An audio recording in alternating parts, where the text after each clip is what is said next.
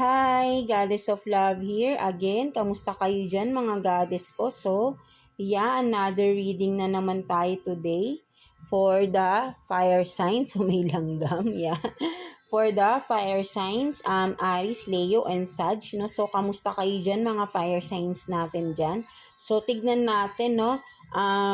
Anong naging problema sa relasyon ninyo, no, mga fire signs. So kung sino lang yung may mga problema na pinagdadaanan ngayon, na yun lang yun na kung sino yung may problema na talaga sa kanilang relasyon, no. So tignan natin anong mga possible na naging dahilan, no, and baka may mga additional messages pa tayong makuha, right? No, so tignan natin no mga fire sign, Aries, Leo, Sag, no. So anong naging problema ng inyong relasyon, no, right now, no. So tignan natin, no. So ang ginawa kong card na to ay baliktaran yung mga nakasulat dito, no. So tignan natin, no, anong naging problema ng inyong relasyon na mga fire signs. So kukuha tayo dito ng 6 cards, no, mga fire signs. So yeah, so tignan natin 6 cards for you. So 1, 2, 3, 4, 5, and 6, no? So, yan, no? Tignan natin yan. So, bottom of the deck pa, no? Lies, cheats, deceit talaga, no? So, nakita ko na kasi dito, no?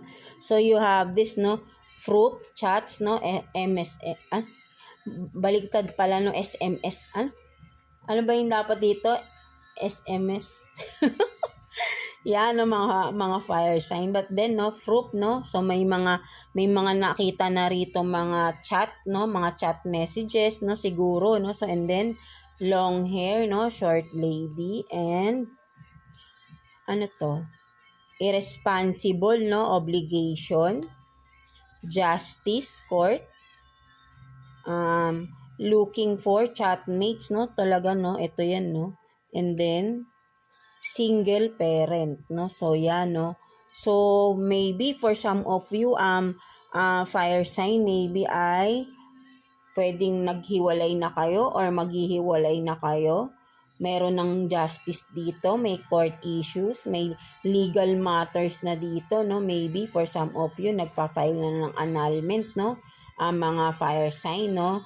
Again, vice versa tayo dito, no. Pwedeng kayo tong may ginawang kagaguhan, no. Sorry, kalokohan sa inyong partner, right? No, so meron na dito mga nakita, no, may mga proof na dito na mga chat, no, sa third party, no, maybe, no.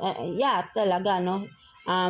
Meron na dito mga proof na nakita mga chat messages, no, dito, no. Kasi una nagtitingin pa lang, 'di ba? Looking for chat.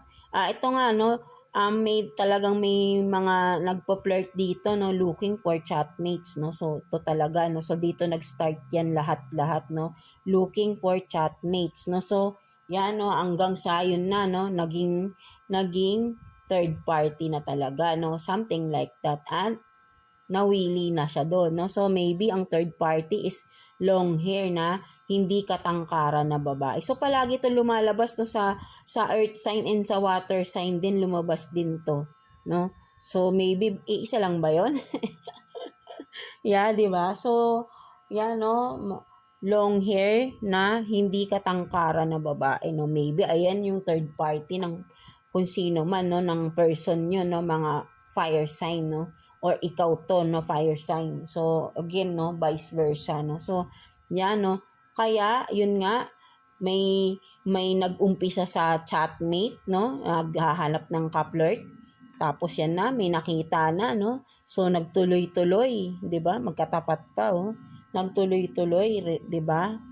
Nagtuloy-tuloy ang kanyang kalandian, no, o kung ano man to, right? And then eto na, nasa, 'di ba, ang galing, oh, magkakaano sila, no. So yan, no, hanggang sa nalaman na ng other person, ng partner niya, nanloloko siya, no, something like that, no, mga fire sign.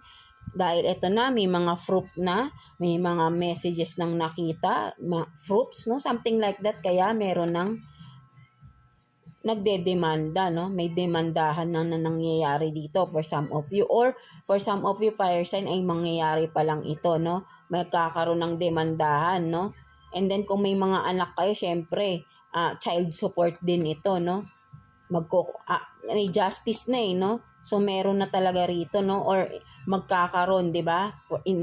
For some of you sa future pa, no? Baka, 'di ba? Kasi mangyayari pa lang for some of you, no? Or for some of you nangyayari na ito, no? Right? Kasi nga naging irresponsible dahil nawili na sa third party, no? So naging irresponsible yung isa, hindi na nagpo-provide sa kanyang pamilya, no? Ang kanyang obligasyon, hindi niya na pinoprovide. So that's why yung kanyang partner ngayon single parent na, 'di ba? Iniwanan niya dahil dito sa third party na ito. So single parent na, no? Hindi siya naging responsable sa obligasyon niya dito sa kanyang partner na may anak sila, right? Iniwanan niya because of this third party. And right now, kasal siguro, no, for some of you fire sign, no? Eto na kayo. You are in this legal matter na, no? May mga demandahan na nangyayari dito, no? Mga fire sign. So tignan naman natin, no, additional messages, no? Fire sign, no? Additional messages. So hindi natin kukunin yung mga ano. So kukuha tayo ng hindi nagpi-flip, no? Universe, please. So kuha tayo ng 3 cards for you, fire sign, no? 3 cards for fire sign, please, universe, Holy Spirit. So 1, 2, 3. So tignan natin 'yan.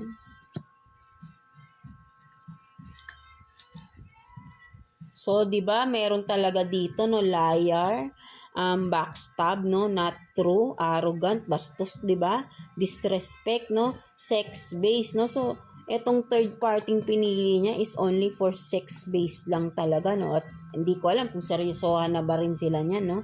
But then syempre nag-start 'yan as sex based, no, dahil lang sa sex, no. Ganyan talaga kapag may mga partner na hindi makontento, right?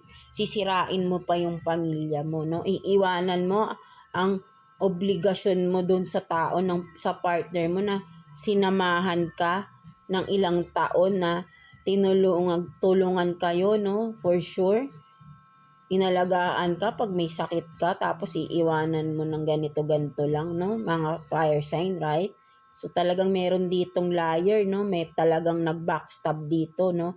Hindi totoo at talagang 'di ba? Manloloko. So tignan pa natin. You are loved by God, 'di ba?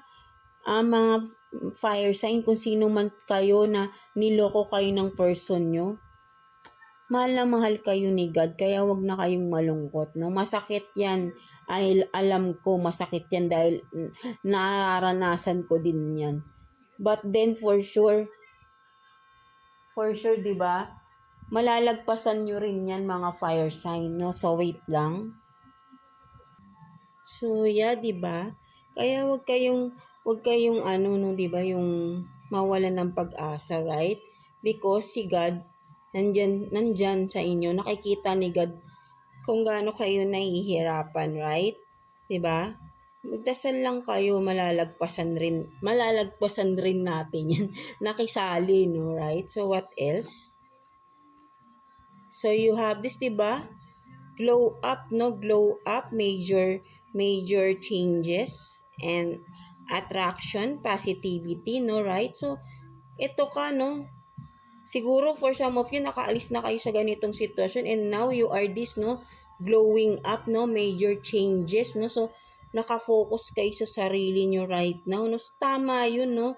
So, wag kayong magpapadepress masyado, right? Ngayon, nawala na yung alagain nyo. So, ngayon, alagaan nyo naman, bukod sa anak nyo, alagaan nyo naman din yung sarili nyo, right? Because, nakalimutan nyo na yung sarili nyo, diba? Nakalimutan na natin yung sarili natin, right? Sumali na naman ako, right? Hindi, kasi diba, ewan ko ba bakit marami talagang nanluloko ng mga tao, no? So, makikipag-commit tapos lolokohin lang din pala nila yung partner nila, right? No, so, but then, di ba? Kaya ito ka, no? Kasi you are loved by God, Kaya, masaya ka, no? For some of you. And then, for some of you na dumadaan pa lang sa ganito, Huwag kang mag-alala, di ba? Kaya mo yan, kayanin mo. For sure, malalagpasan mo yan. Basta maniwala ka kay God, kumapit ka kay God, hindi ka niya pababayaan. And then, ito ka focus ka sa sarili mo, huwag kang huwag kang magmukmok ng magmukmok. There is really a time, no? Kumbaga, iiyak mo yan, magmukmok ka. Talagang dadaan tayo sa ganyan, dadaan talaga sa ganyan. Pero wag mong tagalan, wag mong tambayan yung ganong sitwasyon na iyak ka na lang ng iyak, depress ka na lang talaga araw-araw. Limitahan mo, no? Totally ay tanggalin mo rin, no? Pagdaanan mo pero wag mong tambayan, 'di ba? After the heartache, bumangon ka ulit. Focus sa sarili, sa anak mo, kung may anak kayo, 'di ba? And for some of you wala pang anak, 'di ba? Focus ka sa sarili mo. Ayusin mo yung sarili mo, ipakita mo dun sa tao na yun na mali siya ng ginawa.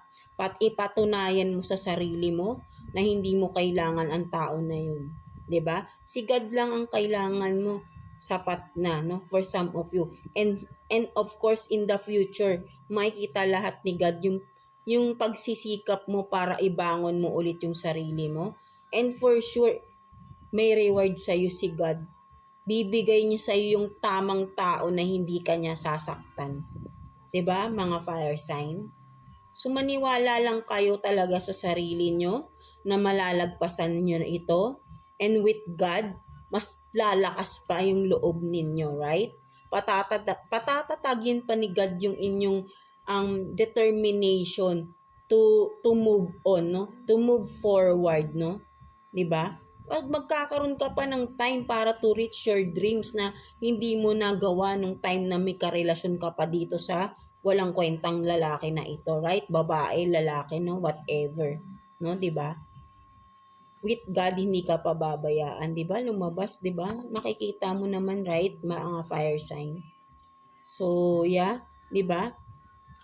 Kausapin mo lang si God, lagi kang humingi ng guidance, hindi ka naman pababayaan ni God, right?